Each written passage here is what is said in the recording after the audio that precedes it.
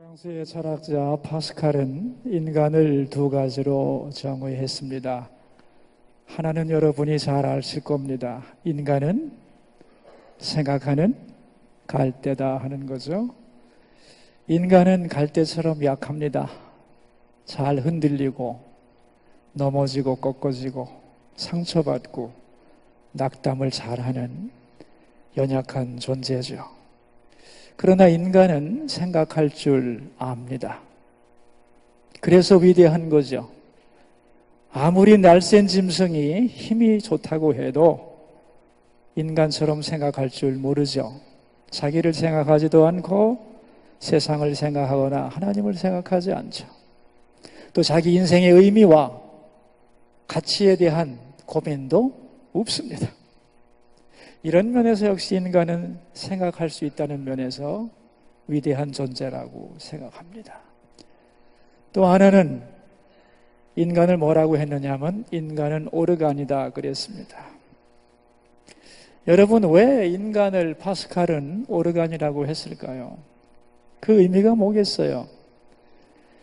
인간의 마음속에 가장 많은 여운을 남기는 것은 나무를 통과하는 바람소리라고 합니다. 그래서 악기 중에는 바람을 통해서 소리를 내는 것들이 많죠. 여러분, 옛날에 초등학교나 교회 생각해 보세요. 풍금이라고 하는 게 있잖아요. 풍금을 칠 때 발로 뭐 해요? 부지런히 페달을 밟죠. 그 페달을 밟는 이유는 바람을 일으키기 위한 것입니다. 오르간이라고 하는 것은 바람이 있어야만 소리가 날 수 있는 악기이기 때문이죠. 한마디로 바람이 없으면 오르간은 헛거다 그런 말이죠. 그러니까 인간은 오르간이다. 그 말은 무슨 소리인가 하면은 아무리 악기가 좋고 연주 실력이 좋아도 인간이라는 악기는 바람 없으면 안 된다.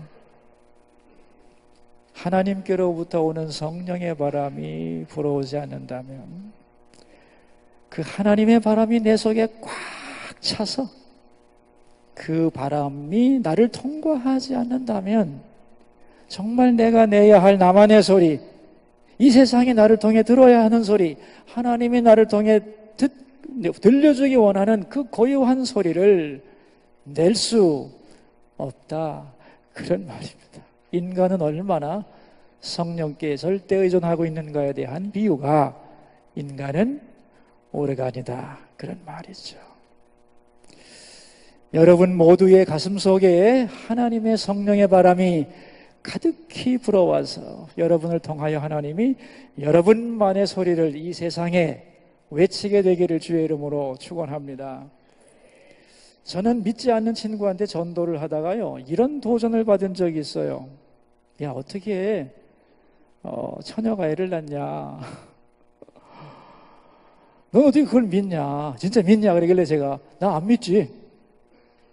어떻게 믿냐? 미쳤냐? 처녀 어떻게 애를 낳겠어? 난 안 믿어. 그랬더니 네가 믿는 예수가 그런 분 아니야? 그러길래 제가 다르지. 그거하고는 달라. 그랬더니 뭐라고 하느냐면은 나도 진짜 하나님 믿고 싶거든. 그런데 하나님이 참신이라는 것을 증명해봐. 그럼 내가 믿을게. 그러더라고요. 그래서 제가 고민을 했습니다. 진짜 그 시간에. 그리고 성경 구절 한 구절을 찾았습니다. 그리고 읽어주었어요.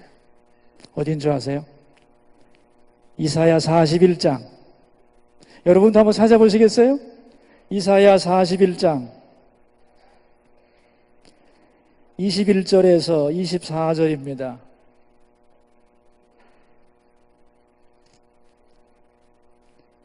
이사야 41장 21절에서 24절. 제가 보기에는 하나님 자신이 내가 참신이라는 것을 우상 앞에서 증명하는 유일한 대화라고 믿고 있습니다. 우리 같이 한번 읽어볼까요? 나 여호와가 말하노니 너희 우상들은 소송하라. 야곱의 왕이 말하노니 너희는 확실한 증거를 보이라. 장차 당할 일을 우리에게 진술하라. 또 이전 일이 어떠한 것도 알게 하라. 우리가 마음에 두고 그 결말을 알아보리라. 혹 앞으로 올 일을 듣게 하며 뒤에 올 일을 알게 하라. 그리하면 너희가 신들인 줄 우리가 알리라. 또 복을 내리든지 재난을 내리든지 하라. 우리가 함께 보고 놀라리라. 보라, 너희는 아무것도 아니며 너희 일은 허망하며 너희를 택한 자는 가증하니라. 아멘. 하나님이 우상들에게 하시는 말씀입니다. 너희가 정말 신이라면 나한테 확실한 증거를 보이라. 어떤 증거냐면 22절에 앞으로 올 일을 듣게 하며 23절 뒤에 올 일을 알게 하라. 앞으로 올 일이 뭐냐? 전문 용어로 예언입니다. 뒤에 올 일은 역사죠. 너희가 정말 참신이라면 미리 앞에 어떤 일이 있을지 예언해봐. 그리고 그 예언한 그대로 성취해보라. 정말 그렇게 된다면 너는 참신이다. 그런 얘기죠. 그렇게 하지 못한다면 너는 신이 아니다. 그런 얘기입니다. 그러니까 하나님이 참된 신이라는 것을 증명하는 것은 뭐죠? 두 단어로 예언과 역사인 거예요. 그래서 성경은 예언과 역사가 그렇게 중요한 거예요. 여러분, 만약에 말입니다, 제가 여기 앉아있는 우리 자매님에게 자매님은 언젠가는 결혼할 거예요. 끝. 이렇게 예언을 했어요. 언젠가 이제 우리 예쁜 자매님이 말이지 결혼을 했어. 그러면은 황명환 목사님이 그때 예언했는데 어우 감격이야. 성취됐어. 그리고 감격할까? 어떻게 생각하세요? 안 하지. 왜요? 막연하잖아요. 왜? 얼마든지 이루어질 수 있는 거니까요. 그러나 제가 만약에 말이죠. 만약에 자매님은 5년 후 결혼할 건데 결혼식 장소는 백악관이고 주례는 트럼프 대통령이 할 것이고 그때 세계적인 국가 지도자 25명이 하객으로 참석할 것인데 이란 대통령이 축사를 할 겁니다. 그리고 말이죠. 그날 아시아의 어느 지역에서 엄청난 지진이 발생할 겁니다. 이렇게 예언을 했다면 날짜까지 얘기할까? 2023년 9월 10일 결혼할 거다. 말도 안 돼. 이랬단 말이죠. 근데 세월이 가면서 전혀 그럴 것 같지 않았는데 뭔가 징조가 조금씩 보이기 시작하더니 그날이 딱 됐는데 그 일이 이루어졌네. 그럼 놀랄까요? 안 놀랄까요? 놀라지. 오 마이 갓. 이렇게 될 거라고. 여러분, 막연한 것이 이루어지는 것은 의미가 없어요.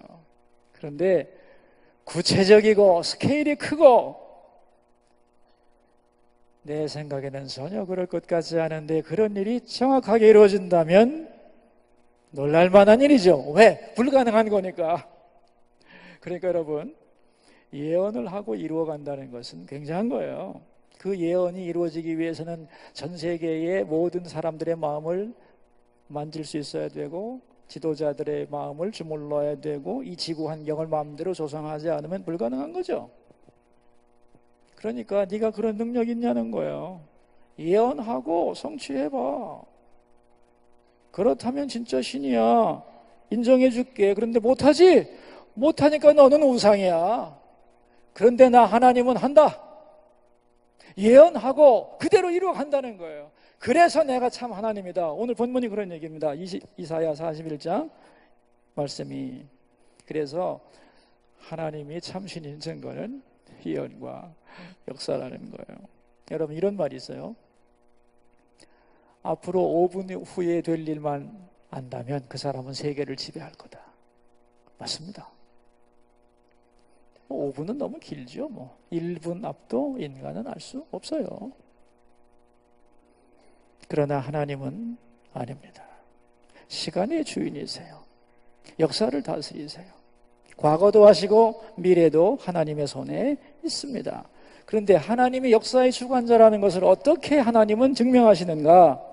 미리 예언하시고 그 예언을 성취해 가신다는 거예요. 그래서 여러분, 하나님이 말이죠, 뭘 좋아하시냐면 미리 말씀하는 걸 아주 좋아하세요. 성경을 보세요. 모든 부름받은 종들이 뭐라고 하냐면 너는 이렇게 될 거다 항상 그러잖아요. 노아 보고 야 앞으로 홍수가 올 거다. 방주를 지어라. 아브라함 보고 앞으로 말이지 네가 어떤 일을 당할 건데 네 후손은 말이지 애굽에 가서 400년 고생을 하고 쫙 얘기하죠. 야곱에게 사닥다리를 통해서 꿈과 환상 보여주죠.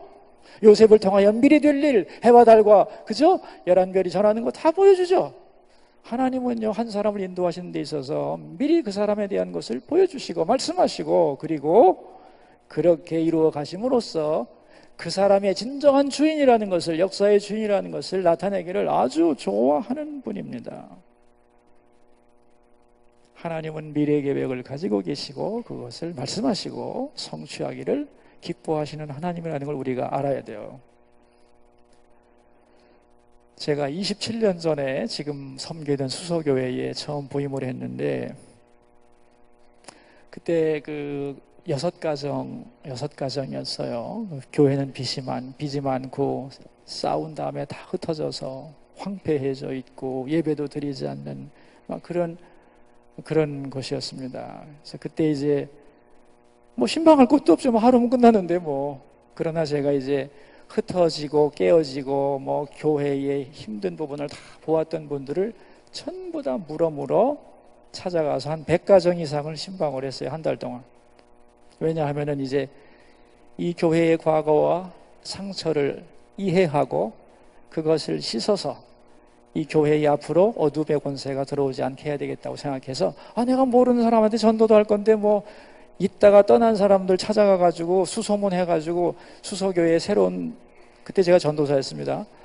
전도사가 왔는데, 교역자가 왔는데 한번 만나기를 원한다. 그러니까 다 호기심으로 만나주더라고요. 그래서 이제 그들과 함께 기도하고 이미 떠났지만 상처를 씻어주고 하나님의 이름으로 축복해주고, 왜냐하면 교회 떠난 다음에 마음에 뭔가 있잖아요. 그런 거 다 씻어주고 있는 곳에서 신앙생활 잘 하시라고 그렇게 축복하고, 그렇게 열심히 이제 신방을 하면서 목회를 했는데, 이렇게 한 10년 지나고 보니까 교회가 많이 부흥을 하고 자리도 잡혔어요. 목회 시작한 지 이제 교회에서 10년이 됐는데 자신에 대한 평가를 하고 싶은 거예요. 그러니까 부임한 지 10년째 되는 날에 제가 나는 10년 동안 어떻게 사역해 왔는가. 물론 사람들은 칭찬도 하고 보이는 성과도 있지만 내가 주님의 종인데 사람들의 말이 아니라 우리 주님은 나와 내 사역을, 10년 사역을 어떻게 평가하실까 궁금하고 두렵기도 했어요. 그래서 이제 기도원에 가서 기도를 하고 있는데, 기도가 다 끝나고 이렇게 지쳐가지고 이렇게 멍하니 앉아있는데 그 기도원 원장님이 딱 오더니, 목사님이 제게 말씀을 주셨어요. 너 목회 훌륭하게 잘했다.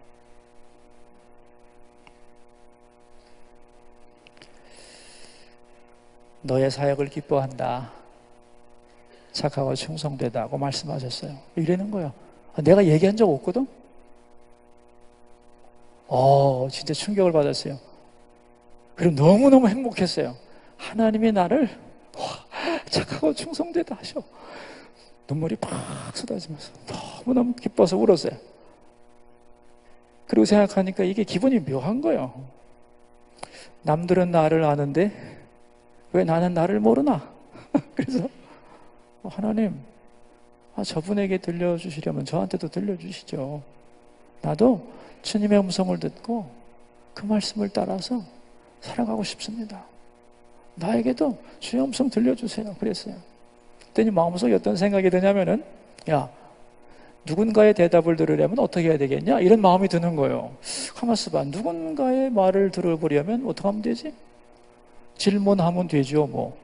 학생이 선생님한테 질문하면 선생님이 대답할 거 아닙니까? 그래서 제가 그랬어요. 질문하면 됩니다. 그래서 제가 기도하다가 했더니 너도 그래라. 그러는 거예요. 그래서 그때부터 제가 하나님께 질문하기 시작했어요. 많은 질문을 퍼부었어요. 여러분, 하나님은 자꾸 질문을 하면 대답을 하십니다. 대답을 하세요. 그리고 하나님은 알려주기를 좋아하는 분이에요. 예언을 기뻐하시고 그걸 성취해 가는 것을 통하여 당신을 증명하는 분이라고요, 하나님께서. 그러니까 하나님은 질문하는 자를 엄청 좋아하십니다. 여러분 믿으십니까? 예. 그래서 우리가 말이죠, 하나님을 아버지로 모시고 있다면 자꾸 질문해야 돼요. 여러분, 성경에 하나님의 예언자를 왜 보냈죠? 왜 보냈어요? 말씀 듣고 돌아와서 망하지 말라고. 그런데 하나님은 망할 줄 알면서도 보내셨어요. 그죠? 왜? 왜 망할 줄 알면서 보냈죠? 망하더라도 하나님 말씀대로 된다는 걸 보여주려고. 그래서 망한 후에라도 낙심하지 말고 다시 하나님께로 돌아가면 길이 있다는 것을 보여주기 위해서, 다시 말하면 역사의 주인이라는 것을 보여주기 위해서, 하나님은 예언하시고 성취하는 분이라는 것을 알려주기 위해서 하나님은 예언자들을 보냈던 거예요. 여러분, 저는 목회하면서 어려운 일을 많이 만났어요. 만나지 않을 목사가 어디 있겠어요. 근데 뭔가 기도하는 중에 앞으로 어떻게 될 거라고 하는 걸 알았을 때는 흔들림이 없었어요. 내가 너를 사랑한다, 이런 일이 있을 거다라고 알았는데 현실은 그렇게 되지 않고 거꾸로 가는 거예요. 어떡하지? 사람들은 안 될 거래요. 그러나 걱정할 게 뭐 있어요? 하나님은 된다는데. 그럴수록 더욱 담대하고 염려하지 마세요. 됩니다. 이렇게 확신 있게 얘기할 수 있는 거죠. 그게 왜 그러냐? 알기 때문이죠. 그래서 미래를 아는 사람은 흔들리지 않을 수 있는 것입니다. 여러분, 미래를 모르면 두려워서 앞으로 나가기가 참 어렵겠죠? 그죠? 그러나 세상 사람들은 알고 싶어도 미래를 알 수 없어요. 그러나 하나님은 안 해요. 역사의 주인이시기 때문에 미래를 알고 계시고 알려주기를 기뻐하시고, 그래서 우리는 미래를 알 수 있습니다. 여러분, 여기가 선지동산 맞죠? 맞아요? 틀려요? 선지동산이야. 그럼 여러분은 누구요 도대체? 선지자 생도들 아니요? 선지가 뭐예요? 선지가 미리 안다는 거 아니에요? 물론 말씀을 맡아서 전하는 자라는 뜻도 있지만, 예? 하나님은 누구에게 알려주기를 좋아하느냐? 선지자들에게.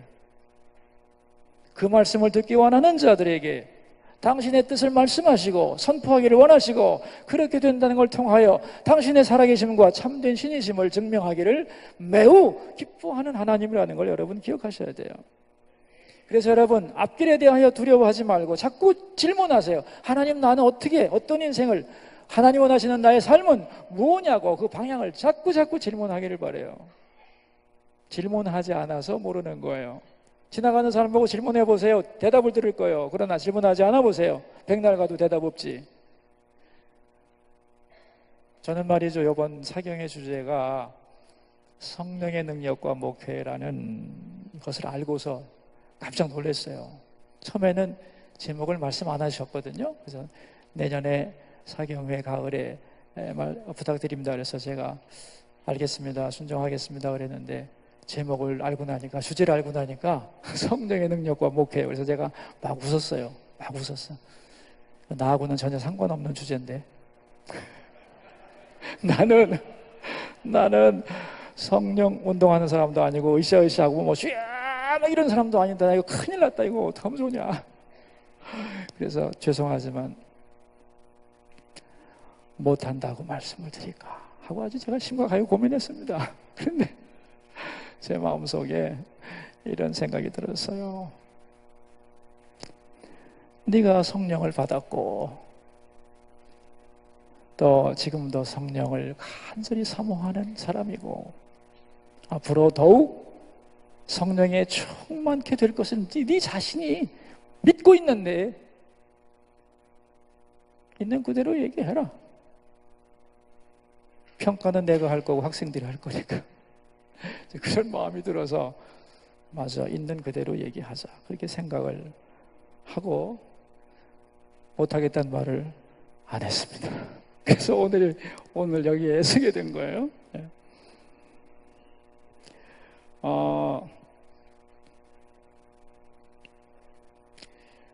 그래서 이제 여기에 서게 되니까 도대체 무슨 말씀을 전해야 될까 하는 고민이 들지 않았겠어요. 그래서 기도를 했습니다. 성령님, 당신은 누구시며 부르신 사랑하는 종들에게 어떤 말씀을 제가 전해야 하나요? 우리 신학생들, 신대원 학생들에게 필요한 말씀이 뭘까요? 그런 고민을 했습니다. 제 마음속에 나는 나는 환상을 통하여 그들에게 소망 주기를 원한다는 그런 감동이 왔어요. 그래서 오늘 본문의 말씀을 선택을 했습니다. 여러분, 이 세상 모든 나라들이 지금 과학적으로 원하는 게 뭐냐면 에너지. 이 시대는 에너지 전쟁인데, 왜냐하면 에너지를 확보하는 게 국가의 미래가 달려있기 때문에, 그래서 강력하고 효율적인 에너지를 무한정 확보하기 위한 몸부림이 전 세계적으로 다 일어나고, 국가의 분쟁도 다 에너지의 문제입니다, 사실은. 근데 이 보이는 에너지보다 더 중요한 에너지가 있습니다. 모든 에너지를 능가하는 진정한 에너지가 뭐냐 하면은 희망이라는 에너지예요. 희망이라는 에너지. 왜냐하면 이 희망이 있어야만 사람은 살아갈 수 있기 때문에. 휘발유라는 에너지가 자동차를 움직이는 에너지긴 하지만 우리 자신을 살리는 건 아니에요. 그러나 희망이 없으면 못 살아요. 여러분, 아무리 환경이 좋고 완벽하다 할지라도 그 사람, 희망이 없는 사람은 일으킬 방법이 없어요. 그죠? 그러나 희망이 있는 사람은 어떠한 역경도 헤치고 일어서서 자기 인생을 살아갈 수 있어요. 이런 의미에서 정말 보이지 않는 더 차원 높은 에너지는 희망이라고 생각해요. 그런데 성경에는 희망이라는 말이 없잖아요. 소망이라는 말을 쓰죠. 그죠? 희망과 소망이 다른 거죠. 희망이란 인간이 갈망하는 거예요. 이 희망은 위대한 것이지만 한계가 있어요. 그게 뭐냐 하면은 보장을 못하는 거예요. 누가 바랄 뿐이지. 그러나 소망은 하나님이 우리에게 부어주는 거예요. 전능하시고 살아계신 하나님이 부어주는 소망이기 때문에 이 소망은 헛되지 않은 거예요. 소망은 지금은 눈에 보이지 않지만 그 소망은 새로운 미래를 만들어내는 가장 완벽한 에너지예요. 그런데 하나님께서 당신의 자녀들에게 주기 원하시는 게 뭐냐 하면은 소망이라는 거예요. 여러분, 제가 질문 하나 하겠습니다. 하나님께서 여러분을 향한 계획을 가지고 계심을 믿습니까? 소망의 하나님께서 여러분 자신에게 소망을 두고 계심을 믿습니까? 때로 살다 보면 나 자신에 대하여 소망을 잃어버릴 때가 있어요. 나 끝났다. 나는 뭐 가망 없다. 그럴 수 있잖아요. 또한 여러분을 가장 사랑하는, 심지어 부모님이라 할지라도 내 자식에 대한 희망을 버릴 수도 있죠. 그러나 우리 하나님은 어떠한 경우에도 내가 나를 포기했을 때라도 나를 향한 소망을 결코 놓지 않으심을 믿습니다. 소망의 하나님, 그 하나님이 나를 향하여 소망을 가지고 계신다. 여러분, 이것보다 더 큰 소망은 없는 겁니다. 이걸 꼭 기억했으면 좋겠어요. 하나님은 우리 각자를 향한 소망을 가지고 계신다. 믿습니까? 그럼 우리 한번 연습을 해볼까요? 정말 믿는지? 여러분, 옆 사람 보고 당신에게는 소망이 있습니다. 한번 인사합시다.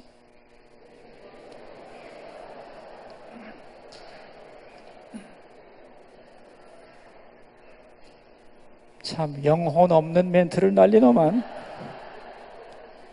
내 느낌인데, 여기서 볼 때 내 느낌인데 너 소망 진짜 없거든? 근데 한마디 해줄게. 너 소망 있어. 이런 식으로 하면 안 되지. 여러분, 하나님이 우리 모두를 향하여 진정한 소망을 가신다는 것을 믿어야 돼요. 남에게 하기 전에 우리 자신에게 먼저 합시다. 여러분, 우리 가슴에 손을 댑시다. 나에게는 소망이 있습니다. 인간의 눈으로 볼 때는 희망이 없지만 소망의 하나님께서 나를 향한 소망을 가지고 계시니 나에게는 소망이 있음을 믿습니다. 하나님의 소망은 나에게 새로운 미래를 만드실 것을 믿습니다. 하나님, 나를 향하여 가지고 계신 당신의 소망이 내게서 이루어지게 하소서. 아멘. 여러분, 오늘 우리 스가랴 4장을 보았는데요. 스가랴 선지자는 포로가 끝나고 이스라엘로 돌아온 후에, 포로 후기에 사역자가 아닙니까? 이스라엘 백성들이 돌아와서 고국을 재건하고 또 하나님의 성전을 건축하려고 애를 썼는데 방해가 많아서 중단이 됐어요. 그죠? 그리고 10여 년의 세월이 흘러갑니다. 그들에게 꿈과 희망이 사라지고 현실에 눌리고 좌절과 낙담이 그들을 억압하는 그 시간, 스가랴가 환상을 보죠. 그게 스가랴서입니다. 왜 환상을 보여주느냐? 환상을 통하여 미래의 소망을 주기 위해서. 그래서 오늘 이 환상의 내용이 5번째로 순금등대의 환상이라고 하는데 그 내용이 1절에서 3절까지 잘 나와 있습니다. 설명하면 이런 거죠. 7개의 등잔이 보였어요. 맨 위에 7개의 등잔이 이렇게 7개의 등잔이 있는 거고 그 등잔 밑으로 관이 이렇게 있어서 이걸 좀 내려놓아야 되겠네.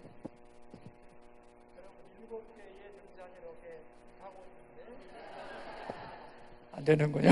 됐습니다. 7개의 등잔이 있고 그 밑에 이어주는 관이 있고 밑에는 받침대가 있는 거예요. 메노라라고 하는 거 기억하시죠, 여러분? 이스라엘의 메노라? 7개의 촛대가 꽂히는 그걸 생각하시면 돼요. 그리고 이제 7개의 등잔이 관을 통해 연결되고 밑에는 받침이 있는 거예요. 머릿속에 그리세요. 맨 밑에는 받침이 있고 가지가 7개가 이렇게 나서 맨 위에는 등잔이고 그래서 불이 확 타는데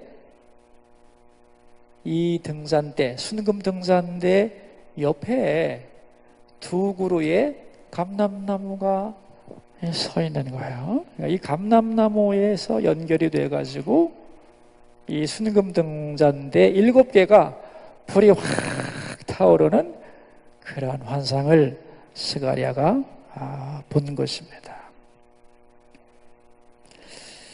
출애굽기 25장에 보면은 이 순금등대는 성전에 반드시 있어야 하는 필수품입니다. 그리고 그 등잔의 기름은 감람나무, 올리브 기름을 사용하게 되어 있고 그리고 성전에서 이 불이 결코 꺼져서는 안 되는 거죠. 1년 12달 하루 24시간 계속해서 성전에서 이 등잔은 타올라야 하는 것이에요. 2가지 교훈이 있습니다. 그건 뭐냐 하면은 성전에는 성령의 불이 항상 타올라야 된다는 거예요. 꺼지지 않아야 된다는 거예요. 성령의 불이. 그리고 그렇게 될 때에 너희들은 이 세상의 빛이 된다. 그런 의미를 담고 있는 것입니다. 이제 천사가 스가랴에게 질문을 했어요. 무슨 뜻인지 알겠냐? 스가랴는 모르겠다고 그럽니다. 그때 천사가 대답을 해주죠. 여러분, 이 환상은 2가지 질문에 대한 대답이라고 성경학자들은 말하죠. 첫째는 뭐냐 하면은 성전을 우리는 지을 수 있을까? 중단된 이 성전을 지을 수 있을까에 대한 대답. 첫째, 지을 수 있다. 그런 얘기예요. 성전은 지어질 것이라는 거예요. 왜냐하면은 등잔불이 환하게 피어나고 있다는 것은 이미 성전이 지어졌고 그 안에서 불타고 있는 모습이거든요. 성전이 완공된 후의 모습이란 말이죠. 그러니까 지금 현재 가진 것은 없고 모든 것은 다 무너졌고 희망도 보이지 않지만 하나님은 이 환상을 통하여 말씀하는 거예요. 성전 지을 거야. 내가 약속해. 그러므로 두려워하지 말고 밀고 나가라. 그런 뜻이에요. 또 하나의 질문은 뭐냐면 그래, 짓는다고 만약에 하자. 지은다면 어떡하지? 어떻게 유지하지? 등불이 절대로 꺼지면 안 되는데 어떻게 꺼지지 않을 수 있을까? 그 일을 어떻게 감당할 것인가?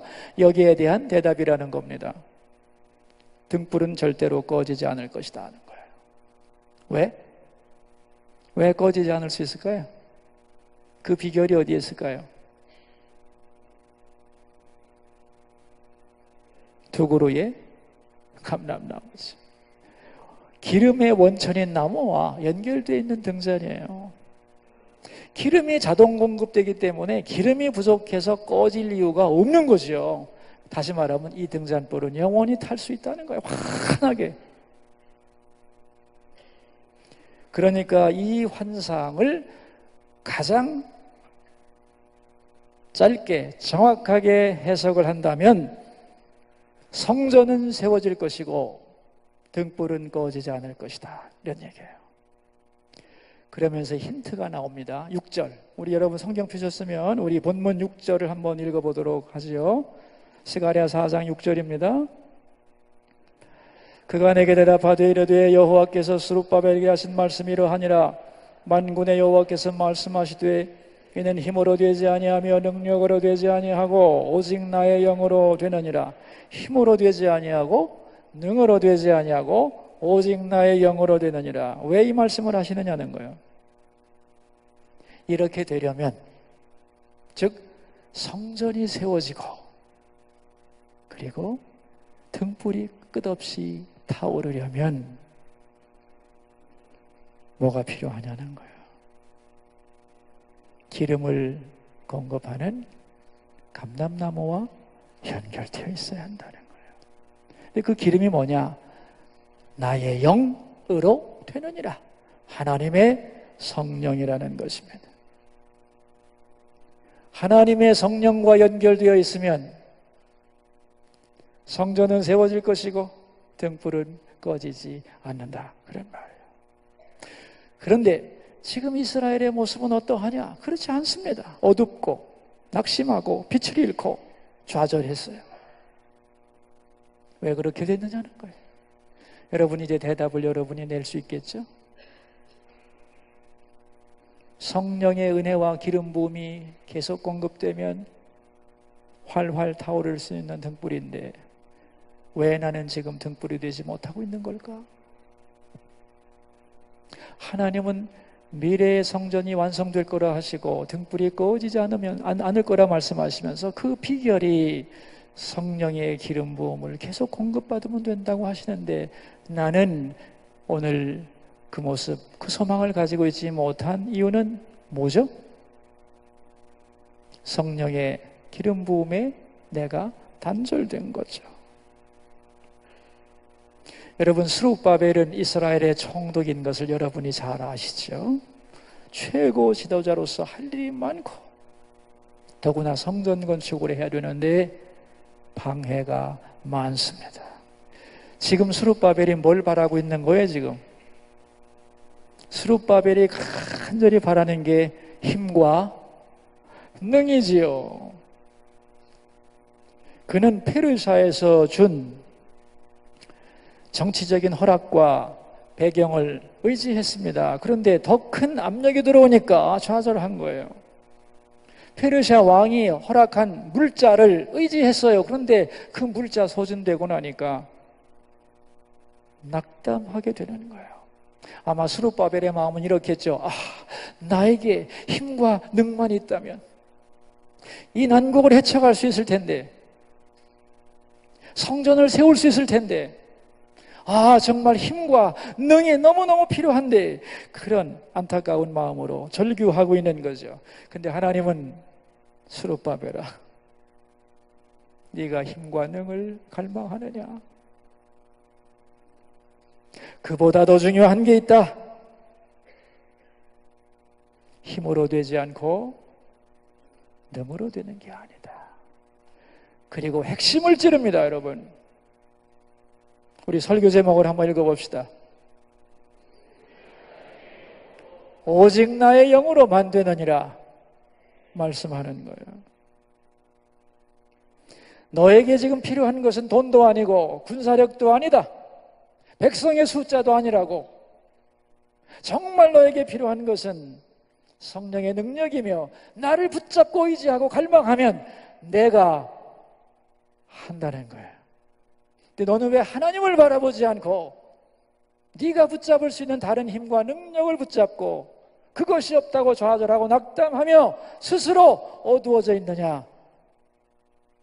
이게 오늘 6절의 말씀이지요. 그러면서 이렇게 말합니다. 성령의 역사가 이루어지면 어떤 일이 일어나느냐? 7절 말씀입니다. 같이 읽읍시다. 큰 산아 내가 무엇이냐? 내가 스룹바벨 앞에서 평지가 되리라. 그가 머릿돌을 내놓을 때에 무리가 외치기를 은총이 그에게 있을지어다 하리라 하셨고, 여러분 성령이 역사하시면 첫째는 큰 산이 평지가 됩니다.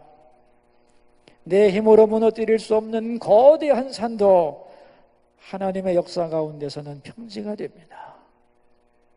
또한 하나님의 영이 충만하면 은총이 그에게 있을지어다. 하나님의 은총이 부어지면서 은총에 대한 고백이 넘쳐나게 되는 거예요.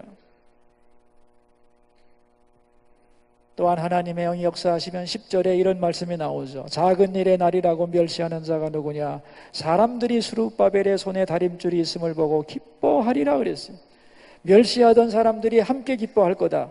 반대했던 사람들이 돌아오고 너의 적들이 너와 한편이 되며 함께 기뻐하는 역사가 일어날 거다. 그런 얘기예요. 그러니까 성령이 역사하시면 환경이 변하고 나 자신도 변하고 그리고 내 주변도 변한다. 그런 얘기입니다. 그렇다면 나의 힘과 나의 능은 아무 쓸모가 없다는 말이냐? 그렇지 않죠. 우리의 힘과 우리의 능도 소중하죠. 우리의 은사도 필요한 거예요. 우리가 최선을 다한다는 것은 당연히 우리의 몫이고, 그러나 우리의 힘과 능력이 얼마나 크냐 말이죠. 쥐방울만 한 거지. 그거로 되는 게 아니다는 거죠. 성령이 역사하셔야만 우리의 힘과 능도 살아 움직이게 될 줄로 믿습니다. 여러분, 하나님은 숨을 쉬게 하기 위해서 코도 만드시고 입도 만드시고 허파도 만드시고 기관지도 만드셨죠? 근데 공기가 없으면 뭐 할 거예요? 소용없는 겁니다. 이거 오르간이 공기가 없으면, 바람 없으면 소용없듯이 성령이 우리 가운데 역사하시고 우리를 붙잡지 않는 한 우리의 작은 힘과 능 가지고는 이 거대한 산을 헤칠 수 있다? No, 불가능합니다. 여러분 이런 생각 하시죠? 저도 여러분 만날 때 이런 생각 했으니까. 과연 내가 앞으로 목사가 될 수 있을까? 그리고 나를 통해서 교회가 세워질 수 있을까? 그리고 그렇게 된다 할지라도 내가 그 일을 잘 감당할 수 있을까? 여러분, 오늘 환상은 거기에 대한 대답이에요. 그렇게 될 거야. 네 앞에 큰 산이 있지만 그런 방해물이 있다 할지라도 너는 목사가 될 거야. 그리고 너를 통해 교회는 세워질 거다. 그리고 너에게 성령의 능력을 공급해 주어 그 일을 잘 감당하게 해줄게. 그런 말이에요. 단, 이것이 네 힘으로 될까? 대답하세요. 네 힘으로 될까? 네가 의지하는 힘과 능을 가지고 감당할 수 있을까? 성취될 수 있을까? 아니다는 거예요. 오직 뭐로? 하나님의 영으로만 되는 거다. 여러분, 환경 탓하시면 안 돼요. 인간의 수고와 능력이라는 거 그걸로 되는 게 아니야. 세상 일이 그렇게 될 수 있다 할지라도 하나님의 일은 그런 게 아니야. 하나님의 성전을 세워가시고 하나님 나라를 확장해가는 일은 오직 성령으로만 가능한 거예요. 여러분은 아실 겁니다. 예수님의 12제자가 여러분보다 공부 더 했다고 생각하세요? 학벌 여러분만큼 없어요. 그러나 성령 받고 사도가 되었을 때 그들은 위대한 역사를 이뤄내요. 물론 공부도 해야 돼요. 공부가 왜 중요하냐면은 워치만이가 그랬나? 공부라고 하는 건 뭐냐? 지성이라고 하는 것은 계시의 하수인이라는 거야. 계시를 전달하는 도구가 지성입니다, 여러분. 그냥 무식하면은 내가 계시를 깨달아도 잘 못 전해. 그 사람에게 맞는 좋은 방법으로 전할 능력이 없어지는 거예요, 공부를 안 하면. 그런데 공부 많이 하면 뭐 할 거예요, 계시가 없는데.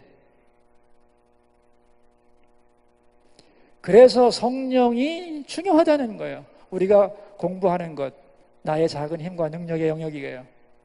그러나 하나님의 영이 역사하지 않으면 안 된다.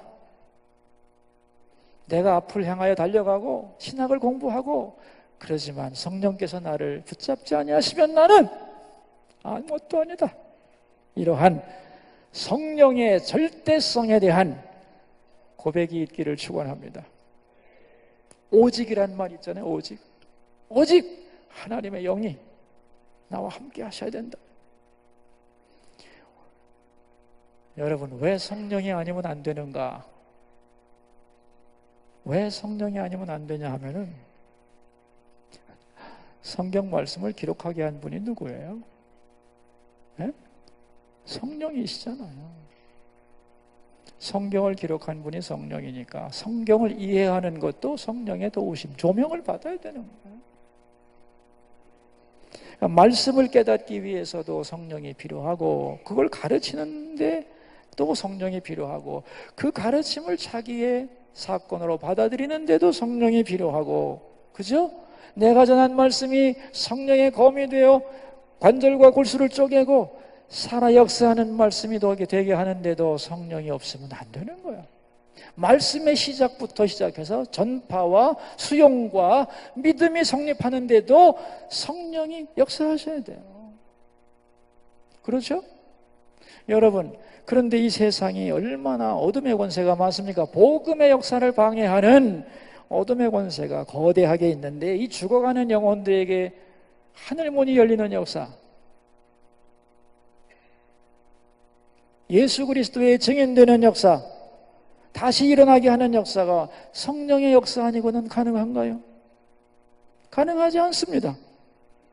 더 나아가서 은사를 주고 그 은사를 통하여 세상과 주님을 섬기고 예수 그리스도 닮은 사람으로 변해가는 데 있어서도, 성화의 과정에 있어서도 성령이 없이는 불가능한 거예요. 다시 말하면 성령이 없으면 예수를 믿을 수도 없고 복음을 전할 수도 없고 그리스도의 증인이 될 수도 없고 하나님의 교회를 세울 수도 없고 예수님을 닮아갈 수도 없고. 이렇게 보자면 성령이 안 계시면 성도가 될 수도 없고 교회도 이루어질 수도 없고 목회가 가능하지도 않죠. 여러분, 그래서 성령 없으면 우리는 아무것도 안 해. 바람이 없는 오르가네, 공기가 없는 상태에서 숨을 쉬려고 꼴떡일 뿐이야. 그러므로 우리는 성령을 받아야 합니다. 저는 사도행전 강해를 하다가 아주 재미있는 걸 발견하고 너무 내 혼자 막 은혜를 받았어요. 여러분, 사도신경 보면 나는 전능하신 아버지 하나님 천지의 창조주를 믿습니다 하고 하나님에 대한 고백이 딱 나오죠, 그죠? 그 다음에 예수 그리스도가 누구신가를 쫙 설명하잖아요. 그 다음에 뭐요? 나는 성령을 믿으며 그랬어요. 그리고 성령에 대한 설명이 안 나와, 그죠? 그 다음에 뭐가 나와요? 거룩한 공예와 성도의 교제와 죄를 용서받는 것과 몸의 부활과 영생을 믿습니다, 이렇게 딱 나오잖아요, 그죠? 그럼 성령이 뭐 하는 분이지? 말이 없어요. 사도신경 잘 보세요, 여러분. 그냥 성령을 믿는데, 그래서 제가 이 성령을 어떻게 설명해야 되지? 그렇게 고민을 하다가 본문 구조를 잘 봤더니만 이거도만 창조주 하나님을 아버지로 믿는 것, 그리고 십자가에 죽고 부활하신 예수님을 나의 구세주로 믿는 것, 그리고 교회의 머리가 예수님이라는 것, 십자가를 통하여 죄 용서받는다는 것, 우리 몸은 부활하여 영생에 이른다는 이 모든 것, 이걸 다 가능하게 해주는 분이 성령이에요. 제가 그림을 하나 딱 그렸어요. 모래시계의 한가운데 있죠. 삼위일체 하나님과, 위에는 삼위일체 하나님과 그분이 이루시는 역사, 그것을 이어주는 분이 성령님이에요. 하나님을 창조주로, 나의 아버지로, 예수님의 십자가가 내 사건으로, 그분의 부활이 나의 부활로, 그리고 교회를 교회되게 하고 죄 용서를 믿고 부활과 영생을 믿게 하는 게 누구냐? 누구예요? 그게 대답 좀 해보세요. 성령님이에요. 이것을 이어가는 성령님이 안 계시면 하나님이 누구래? 예수가 나하고 뭔 상관이고, 교회? 웃기는 것들 아냐고? 지네끼리 싸우는데 아냐 거기? 죄 용서? 나 죄 없거든. 영생? 웃기고 앉았네. 여러분, 이렇게 되는 겁니다. 그래서 성령이 없으면 성경에 나오는 그 모든 위대한 약속과 그 놀라운 선물들이 나하고는 아무 상관없는 거예요. 그래서 성령은 가장 귀한 거예요. 예수님이 믿는 자들에게 주기를 가장 원했던 게 뭐예요? 구하는 자에게 좋은 것을 주시지 않겠느냐? 그 좋은 게 뭐예요? 성령님입니다, 여러분. 성령이 아니시면 모든 진리가 내게 아닙니다, 여러분. 가끔 말이죠, 이렇게 전도사님들 만나보면은 미래가 불투명하고 갈 곳이 없다고 걱정을 하는데, 여러분 불안하지 마, 하면 안 돼요. 그리스도인은 실패할 수 없는 사람들이에요. 안 믿어지나 보지? 그리스도인은 실패할 수 없는 사람들이에요. 실패할 수 없도록 보내주신 분이 성령이거든. 그래서 성령을 의지하면 돼요. 연줄을 딴 데다 대면 안 돼. 힘에다 대고 능에다 대고 아버지에다 대고 뭐 이러면 안 돼. 내 연줄을 말이지 철저하게 오직 하나님의 영으로 하냐. 오직 하나님의 영으로 성령을 붙들고 갈망하며 나아가면 다 우리 인간은 나름대로 하나님이 다 성공하게 만들어 놓은 거예요. 세상은 성공이 소수의 승자의 것이라고 말하지만 아닙니다, 여러분. 하나님은 우리에게 소명이 있어서 우리를 보내셨고 우리 모두는 하나님 앞에 성공할 수 있어요. 맞죠? 자기만의 멋진 음색을 낼 수 있단 말이죠. 그게 어떻게 가능하냐면 성령을 받으면 가능하고 성령을 의지하면 가능한 거예요. 여러분, 하나님이 찾는 사람이 누구냐? 나는 하나님이 찾는 것까지도 말고 일단 이 세상이 찾는 사람이 누구냐는 거예요. 이와 같이 하나님의 영에 감동한 사람을 어디서 찾을 수 있으리요? 이같이 하나님의 영에 감동한 사람을 어디서 찾을 수 있으리요? 이게 성경 어디에 나오는 말인지 아세요?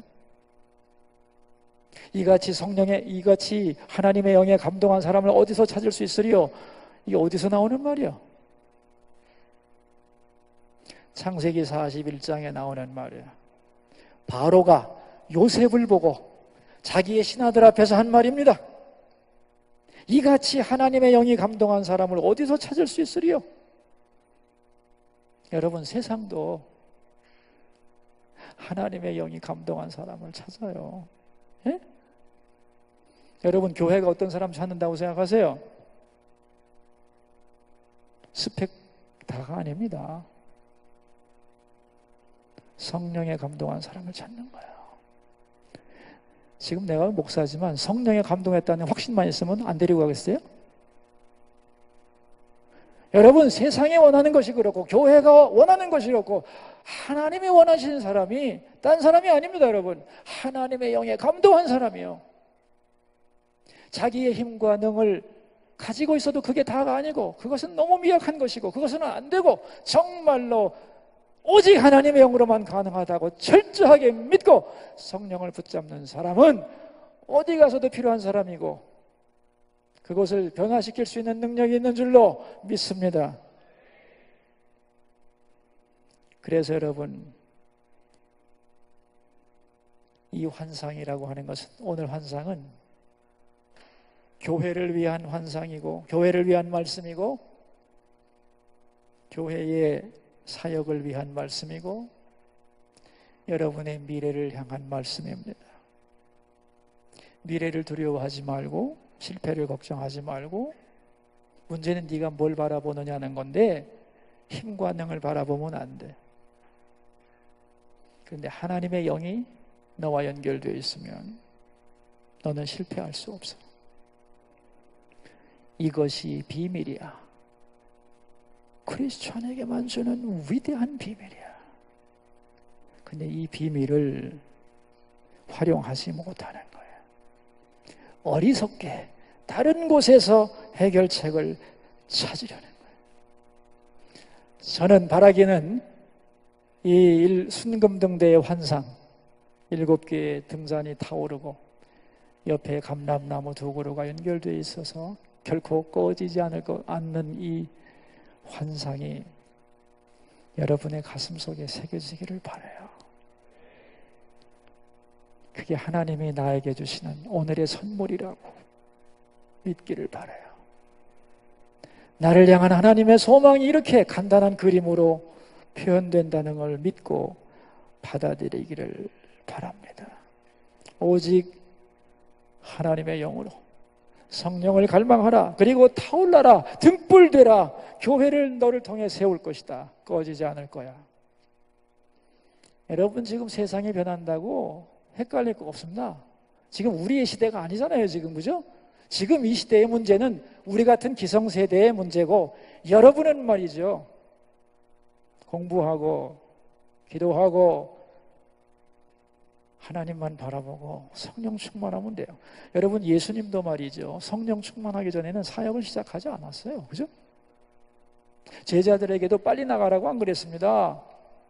예루살렘에서 성령 받기 기다리라고 그랬지. 타이밍이 있는 겁니다, 여러분. 여러분의 시대가 아닌데 미리 질릴 거 하나도 없어요. 이 스가랴 시대가 얼마나 낙담할 수밖에 없는 시대였지만, 이 환상을 보고 그 환상을 믿고 달려갔을 때 아름다운 역사가 이루어진 거 아닙니까?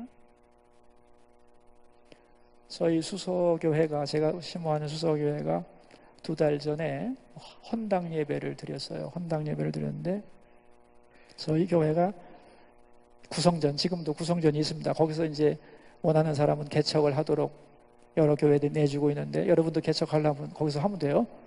전자오락관까지 다 있어요. 하시려면 하세요.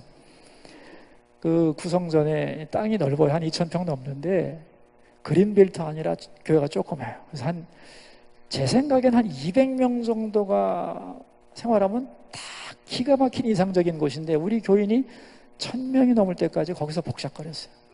그러니까 얼마나 좁겠어요. 그러니까 공간이 좁아서 뭐 해먹을 수가 없어 진짜. 그러니까 얼마나 나름대로 노력을 했겠어요. 뭐 건물을 살려고도 하고 빌려보려고도 하고 뭐 증축도 해보려고 하고 별수를 다 썼는데도 도무지 안 되는 거예요. 그래서 제가 고민을 하다가 포기를 했어요. 포기를. 짓게 된 가정인데 포기를 했어요. 이제는 지어도 좋고 못 지어도 좋다. 우리는 원하지만 하나님이 원하시지 않으면 우리도 원하지 않겠습니다. 다만 허락하신 이 자리, 지금의 상황도 과분합니다. 만족하고 감사하겠습니다 하고 내려놓았어요. 이 대답이 상당히 오래 걸립니다. 상당히 오래, 진심으로 지금 이 상태로 감격하고 주님의 뜻에 맡길게요. 바라지 않겠습니다. 자유로워하셨어요. 지금 생각해보면 하나님의 그 대답을 기다리셨던 것 같아요. 우리는 문제를 보는데 그 문제 뒤에 계시는 하나님을 봐야 되거든요. 근데 어느 날 말이지, 우리가 전혀 모르고 있는데 종교 부지가 나왔다는 거예요. 종교 부지가. 근데 아주 좋은 자리에 아주 싸게 나왔다는 거예요. 있을 수 없는 일이라는 거예요. 근데 빨리 우리도 거기에 참여하자고 하는 분이 이제 생겼어요. 일주일 전에 알았어요. 다른 교회는 알고 보니까 1년 전부터 기도를 준비해 왔더만. 근데 우리는 일주일 전에 알아가지고 어떻게 했냐면은 질 마음이 없어졌잖아요, 우리는. 근데 너무 좋은 자리니까, 싸니까, 우리 참여나 해봅시다. 그랬어요. 참여를 결정하고, 그 다음날 투표를 했는데, 38대 1로 됐어요. 38대 1로. 혹했지. 왜냐면 돈도 없으니까. 그런데 이제 샀으니까 빨리 돈 내라고 그러니까 땅값을 지불했겠죠? 그 다음에는 공터로 두지 말고 빨리 지으라는 거예요. 그래서 지어야지. 형식상으로 어느 교회나 다 건축위원회는 있는 거거든. 건축위원회가 할 일이 전혀 있을 거라고 상상도 못했는데 갑자기 큰일 났네. 이제 뭐 땅을 사니 뭐 고요를 지라고 그래가지고 이제 설계 공모를 해가지고 교회를 짓기 시작했는데, 이 교회를 짓는 과정에서 당회를 한 적도 없고 재직회 한 적도 없어요. 딱 회의는 한 번 했어요. 땅을 사는데 입찰에 참여해 볼까요? 해나 봅시다. 거기 다요. 그리고 떠밀려가지고 교회를 짓게 됐어요. 근데 뭐가 중요한 거냐면은 성도들의 마음속에, 야, 이거는 하나님이 하시는 일이다 라는 마음이 생긴 거예요. 그래서 아무도 반발이 없어. 아무도 불만이 없어. 당연히 해야지. 그래서 헌금도 딱 한 번 걷었습니다. 그리고 저는 뭐 관여도 안 했습니다. 나는 이런 건물이 들어서기를 원합니다. 이런 공간 몇 개 빼줘요. 그리고 나는 상관 안 할 테니까 2주에 한 번씩 나한테 보고만 해주셔. 그리고 나는 필요한 거 있으면 건의할게. 그래서 이제 건축위원들이 잘 모여가지고 하는데, 나중에 고백한 바에 의하면 건축위원회가 50번 넘게 모였는데 그 성전을 완공하면서 한 번도 큰 소리 쳐본 적 없고 끝날 때는 항상 웃으면서 끝났다고 그래요. 그래서 은혜 가운데 한 18개월 해서 본당에 다 완공이 됐어요. 그래서 이제 감격으로 이제 입당을 했어요. 얼마나 좋아요. 뭐 반대도 없고. 우리가 한 일은 뭐냐면은, 건축위원회는 건축을 위해서 앞장서가고, 성도들은 매일 밤 저녁에 30분씩 와서 교회를 위해 기도합시다. 그게 전부요. 그리고 매일 기도하는 거지. 올 사람 오고 말 사람 말고 뭐 강요하고 싶지도 않고. 기도하면서 저는 마음속에 믿음이 있었어요. 어떤 분이 저보고 그러는 거예요. 목사님 큰일 났습니다. 목사님 몸도 불편하신데 성전 건축하다가 큰 병 나는 거 아닙니까? 어떤 분은 이빨도 빠졌대는데 큰일 났습니다, 목사님. 그래서 제가 걱정 안 해도 됩니다. 하나님이 뭐라고 하시는데 하나님이 하시겠죠. 나는 성전 건축하고 더 건강해질 걸 믿습니다. 그랬어요. 더 쌩쌩해졌습니다, 지금. 그래서 이제 입당을 한 거예요. 입당을 하고 빈 공간, 빈 성전에서 제가 이제 매일 이렇게 기도를 하는데, 어느 날 나는 내가 그런 고민을 할 거라고는 정말 몰랐는데 이 공간 어떻게 채우지? 이런 생각이 싹 들어오는 거예요. 한 번도 생각해 보지 않았던, 공간이 넓어진 걸 좋아만 했지 이거 어떻게 채우나 그런 생각이 탁 들어왔어요. 그래서 이거 큰일 났다. 짓고 나니까 이런 부담이 또 생기네. 그래가지고 기도를 했어요. 제 마음속에 이런 음성이 들려왔어요.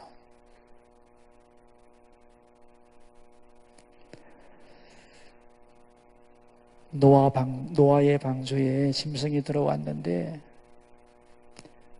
노아가 불렀느냐? 아니요. 짐승들 지 발로 왔어. 내가 불렀거든. 노아는 노아의 일만 하면 된다. 네 할 일만 잘해라. 내 교회는 내가 짓고 내가 채운다. 내 교회는 내가 짓고 내가 채운다. 여러분, 그 한마디가 제 마음을 얼마나 크게 위로했는지 모릅니다. 맞다. 다 하나님이 하시는 거구나, 이거. 글쎄, 제가 꿈꾸다가 포기했다니까요. 힘으로 능으로 안 돼요. 네, 하나님이 하시려니까 일주일 전에 땅을 발견하게 하고 회의도 없이 교회를 짓게 하는 걸 제가 경험을 했어요. 하나님이 상황을 만드시고 사람의 마음을 만드시면 하나님의 영으로는 다 되는구나. 그런 고백을 했어요. 너무나 감사해서 우리 교회가 교회를 짓는데 100억이 들었는데 10분의 1은 한국교회를 위해 쓰자. 그래서 10억을 내놓고 한국교회에서 뭘 위해 한국교회를 어떤 부분에 대해 쓸까 지금 고민하고 기도하고 있습니다. 여러분 앞에 수많은 산들이 있을 수 있어요. 산 없는 땅은 없잖아요. 우리 인생살이 속에서 산이 없는 사람 어디 있겠어요? 그 산이 뭔지 각자마다 자기의 산이 있겠죠. 돈 문제, 건강 문제, 인간관계 문제, 복잡한 여러분의 앞길을 막는 것 같은 산들, 방해문들이 있겠죠. 절망도 있겠고. 여러분, 저는 여러분에게 도전합니다. 그 산들에 대하여 이름을 붙여야 돼요. 여러분, 쫓아내려면 그냥 물러가라 그러면 뭐가 물러갈지 어떻게 알아? 여러분이 만난 산의 이름을 붙이고 오늘 본문처럼 큰 산하니가 무엇이냐? 내 앞에서 평지가 되리라. 여러분 외치세요. 성경 말씀 외치는 건데 뭐. 산만 보고 질리지 말고. 왜? 우리 뒤에는 누가 계시니까? 하나님이 계시기 때문에. 아멘이죠? 네, 선포하세요. 이 10절에 보면 이런 말이 나와요. 작은 일의 날이라고 멸시하는 자가 누구냐? 여러분, 작은 걸 멸시하면 안 돼요. 하나님은 작은 걸 통해 역사하세요. 여러분이 1시간 기도하는 거 하나님이 다 보고 계세요. 여러분이 공부하는 거 다 보고 계신다고. 4절에 그렇게 말하잖아요. 온 세상에 두루 다니는 4장 10절 끝에 온 세상에 두루 다니는 여호와의 눈이라. 여러분, 하나님의 눈이 우리를 살피고 계세요. 우리의 작은 눈물, 우리의 작은 몸부림, 공부하려고 애쓰는 그 수고, 조금이라도 더 기도하려고 하는 그 모든 것들이 작은 것 같지만 작지 않은 거예요. 이 많은 회중들 속에서 내가 찬송을 크게 부르든 적게 부르든 누가 알겠어. 그러나 내 영혼의 고백을 하나님은 들으시는 거예요. 그건 결코 작은 게 아니에요. 그런 작은 것들을 무시하시면 안 돼요, 여러분.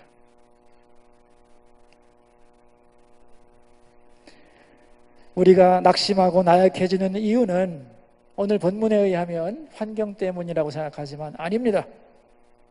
그 환경을 능가하는 성령을 의지하지 않았기 때문이에요.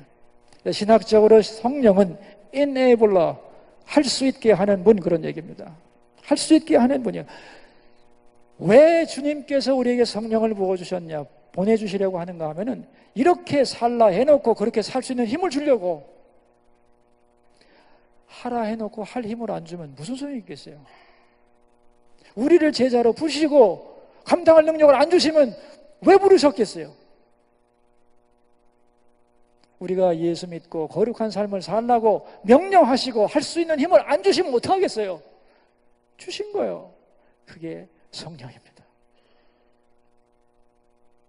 그래서 우리가 힘없다고 욕심하면 안 돼요. 욕심 부리면 안 되고 낙심하면 안 되고, 내가 내게 임하신 성령을 소멸치 말고 오직 여호와의 영으로만 된다는 것을 고백하며 사모하고 도우심을 구하고 성령을 따라서 작은 일에 충성하고 그렇게 한 걸음씩 걸어가게 될 때에 여러분을 통하여 교회는 세워지고 여러분에게 맡겨줄 일을 하나님은 감당케 하시고, 그래서 여러분 자신을 교회로 세우시고 이 땅의 교회들 여러분을 통하여 세워가실 줄로 믿습니다. 오늘 아침에 이 모교를 이렇게 아침에 들어오다 보니까 참 아름다워요. 모교는 언제나 모교야. 행복하고 내가 학교를 위해 뭘 해야 되지, 사랑 많이 받았는데 그런 빚진 마음을 늘 가지고 있습니다. 하늘을 보니까 참 멋있더만요. 여러분, 이 가을의 하늘은 참 아름답습니다. 그런데 세상 사람들이 바라보는 하늘은 그냥 아름다울 뿐이에요.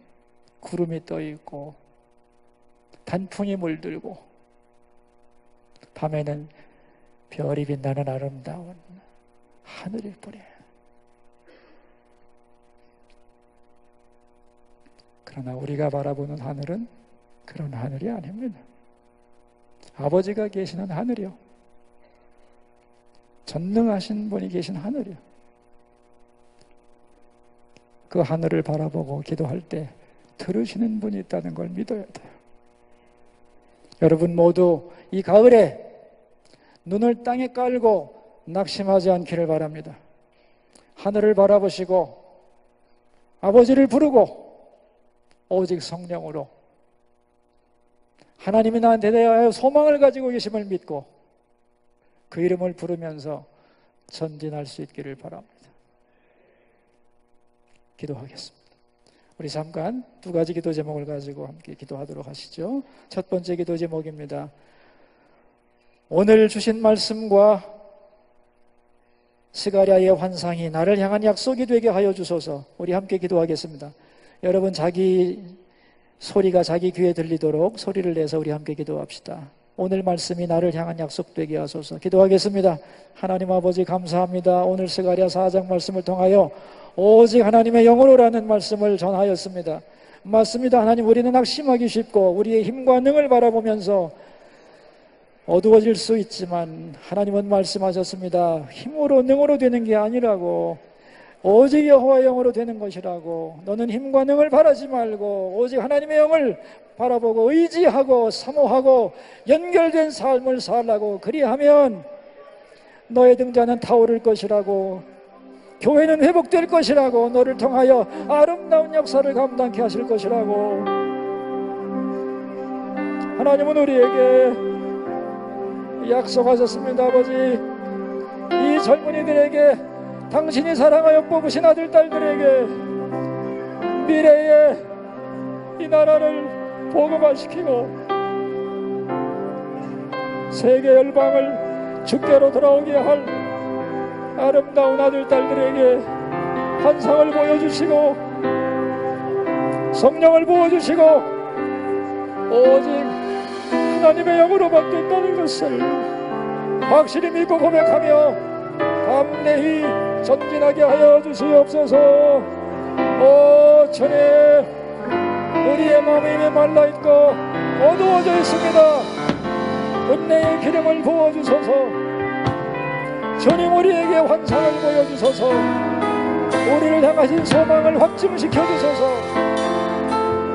스스로를 바라보며 낙심하지 말고 나를 향하여 소망을 가지고 계신 우리의 주님을 바라보며 다시 일어서는 주님의 아들, 딸들이 되고 당신의 종들이 되고 우리 성기 성도들이 될 수 있도록 역사하여 주옵소서.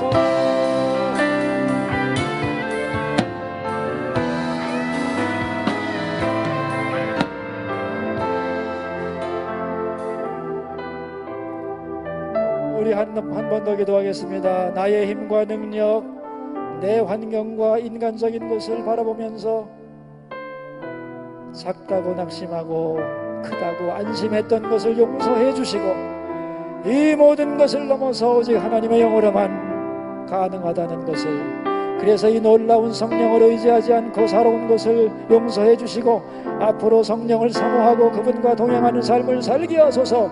우리 간절히 하나님 앞에 기도하겠습니다. 하나님 아버지, 우리는 눈에 보이는 힘과 능을 바라보면서 낙심하기도 하고 좌절하기도 했습니다. 사실 그것은 별로 큰 것이 아닌데 오직 하나님의 영으로만 가능한 것인데 성령을 의지하지 않고 사는 것을 용서해 주시고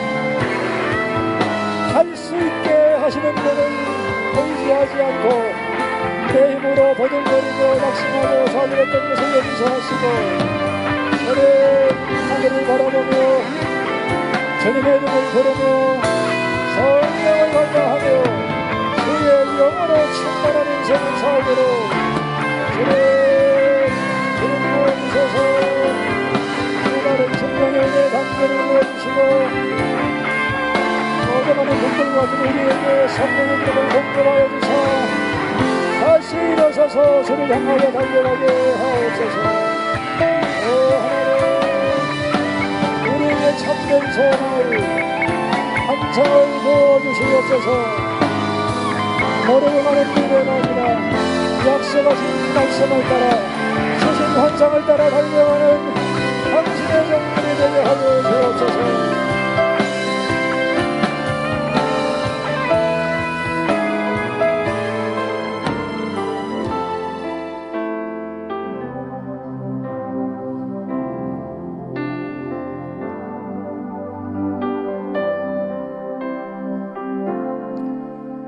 하나님 아버지, 우리는 내 힘과 능력을 바라보며 살았습니다. 그것이 너무 적다고 넘어지고 분노하기도 했습니다. 그것이 뭐라고 교만하기도 했습니다. 그러나 하나님, 힘으로도 되지 아니하고 능으로도 되지 않으며 오직 하나님의 영으로 된다는 말씀을 듣고 다시 내 힘과 능력을 주 앞에 내려놓고 하나님의 영 성령을 바라보며 의지하며 사모합니다. 순금 등잔대를 보여주시며 이스라엘의 상태를 조명해 주시고 담대히 미래를 향해 달려가게 해주신 하나님, 오늘 우리들 속에 있는 좌절과 막막함을 회복시켜 주시고 다시 우리에게 꿈과 소망을 부어주소서. 성령을 의지하며 나가도록 오직 하나님의 영으로 된다는 것을 고백하며 우리 앞에 있는 큰 산을 명하여 평지가 되라 명하게 하여 주시고 내게 주신 은총이 넘칩니다 고백하게 하여 주시고 우리의 방해물들 뿐 아니라 우리를 반대하던 조롱하던 사람들도 우리와 한편되고 지원자가 될 뿐 아니라 오늘 작은 일 무시하지 않고 주님이 바라보심을 믿고 그 앞에서 최선과 충성을 다하게 하여 주옵소서. 우리의 참된 소망 되시는 주 예수 그리스도의 이름으로 기도하옵나이다.